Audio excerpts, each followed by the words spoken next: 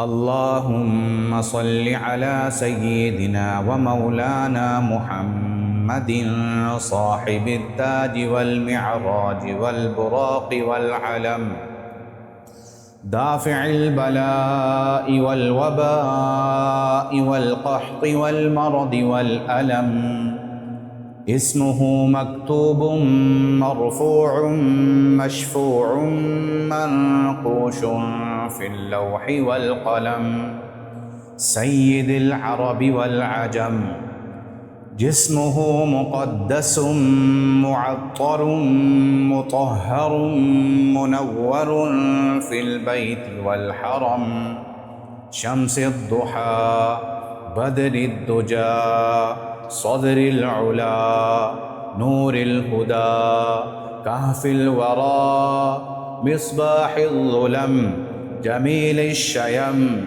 شفيع الأمم، صاحب الجود والكرم. والله عاصمه وجبريل خادمه والبراق مركبه والمعراج سفره وسدرة المنتهى مقامه وقاب قوسين، مطلوبه والمطلوب مقصوده والمقصود موجوده، سيد المرسلين خاتم النبيين شفيع المذنبين أنيس الغريبين رحمة للعالمين راحة العاشقين مراد المشتاقين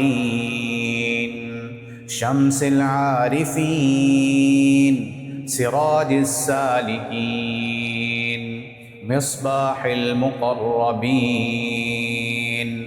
محب الفقراء والغرباء والمساكين سيد الثقلين نبي الحرمين إمام القبلتين وسيلتنا في الدارين صاحب قاب قوسين محبوب رب المشرقين ورب المغربين جد الحسن والحسين مولانا ومولى الثقلين أبي القاسم محمد بن عبد الله نور من نور الله نور من نور الله نور من نور الله. يا أيها المشتاقون بنور جماله صلوا عليه وآله صلوا عليه وآله صلوا عليه وآله وسلموا تسليما.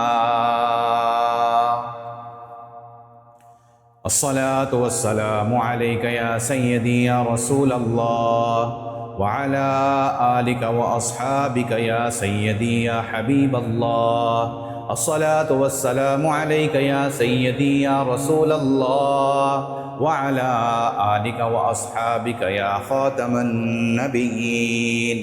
الصلاة والسلام عليك يا سيدي يا رسول الله وعلى آلك وأصحابك يا رحمة للعالمين.